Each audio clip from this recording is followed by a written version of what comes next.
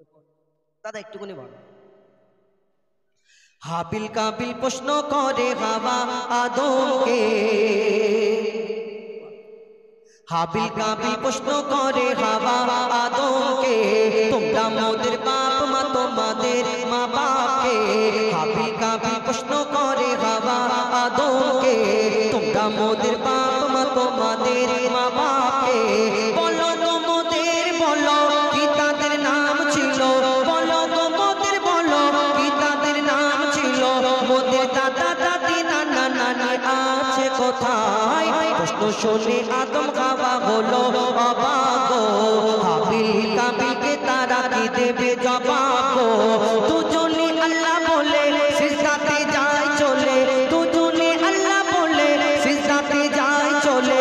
বলে মাসুম ছেলে মোদের কাছে কি জানতে চায়।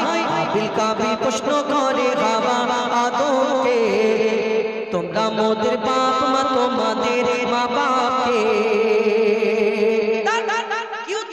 কেন তাদের বাপ মা আছে না, কি উত্তর দেয় কবি ছন্দের মাধ্যমে আরো কি লিখছে দেখুন।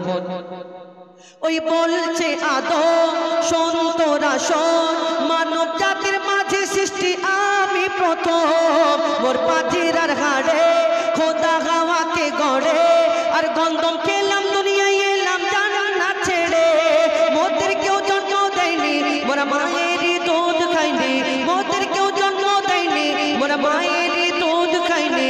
পাইনি মোরা মা বাপের ভালোবাসা, মোদের নেই বাবা মোরা এতিম দুজনা। মা বাপ কি মোদের জানা হলো না, দুজনে এতিম মিসকিন নেই মোদের মা বাপের। দুজনে এতিম মিসকিন নেই মোদের মা বাপের, তাই মানব জাতির পিতা মাতা মোরা দুজনা। হাবিল কাবিল প্রশ্ন করে হাওয়া আদমকে, তোমরা মোদের বাপ মা তোমাদের মা বাপকে। এই দুনিয়াতে আমরা মানুষ অহংকার করি, অহংকারী। এই দুনিয়াতে আমরা মাটির মানুষ, আমরা অহংকার করি। কিসের অহংকার তোমার? এই দুনিয়াতে এই অহংকারীকে আল্লাহ পছন্দ করে না। অহংকার প্রথম কে করেছিলেন জানেন? যার নাম আজাজিল, যাকে ফারিস্তাদের সর্দার বলা হতো। কিন্তু এই ঘটনা কি, যেমন আমাকে আপনাকে আল্লাহ আদম জাতকে আল্লাহ পাক রব্বুল আলামিন মাটির আদমকে সৃষ্টি করে আল্লাহ হুকুম করলেন ইয়া আমার ফেরেশতারা তোমরা মাটির আদমকে সিজদা করে নাও। সেদিন সব ফারিস্তা সিজদা করে নিল, একমাত্র একটা ফারিস্তা সিজদা করলো না, যার নাম হলো আজাজিল, যাকে ফারিস্তাদের সর্দার বলা হতো। কিন্তু এই আজাজিলটা আসলে কে? সে তাহলে ফারিস্তা ছিল না। এই দুনিয়াতে যেমন আমাকে আপনাকে আল্লাহ আদম জাতকে সৃষ্টি করেছেন তানার ইবাদত করার জন্য, কিন্তু এই আমাদের সৃষ্টি করার আগে আল্লাহ আরো একটা জিন জাতকে সৃষ্টি করেছিলেন তানার ইবাদত করার জন্য।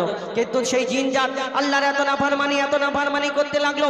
আল্লাহ সেই জিন জাতকে 5 টাকা আল্লাহ সেই জিন ফারিস্তাদের হুকুম করলেন আমার ফারিস্তারা তোমরা এই জিন জাতকে ধ্বংস করে দাও, শেষ করে দাও। আর তার মধ্যে ছোট্ট একটা বাচ্চা রয়ে গেল। সেই বাচ্চাটাকে আল্লাহর কাছে ফরিয়াদ করলো, এ আল্লাহ আমি এই বাচ্চাটাকে আমরা লালন পালন করব। আল্লাহ সেদিন বললেন আমি যা জানি তোমরা তা জানো না।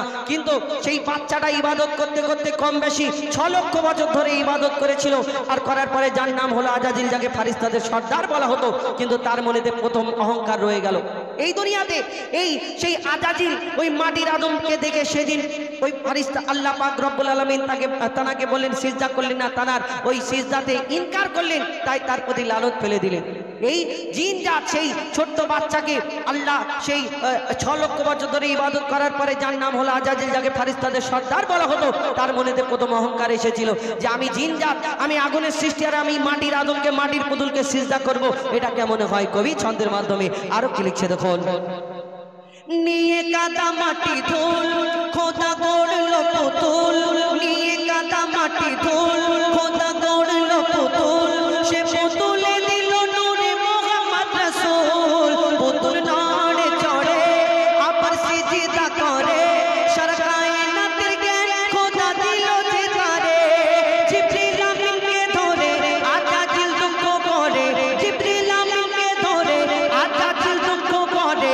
আমাকে ভুলে গেল খোদা আদমের মায়ায়, আমি জিন জাত তবু ফারিস্তাদের সর্দার। সব থেকে বেশি জ্ঞানী আমার অহংকার, আগুনে আমার জনম আর মাটিতে গড়া আদম, আগুনে আমার জনম আর মাটিতে গড়া আদম। আর আদমকে সে সিজদা দেবে আমার দুটি পায় হাবিল কাবিল প্রশ্ন করে হাওয়া আদমকে তোমরা মোদের বাপ মা তোমাদের মা বাপকে বলো গো মোদের বলো কি তাদের নাম ছিল বলো গো মোদের বলো কি তাদের নাম ছিল মোদের দাদা দাদি নানা নানি আছে কোথায় হাবিল কাবিল প্রশ্ন করে হাওয়া আদমকে তোমরা মোদের বাপ মা তোমাদের মা বাপকে সিঙ্গেল করে। এবার আপনাদের সম্মুখে আমাদের পরবর্তী শিল্পী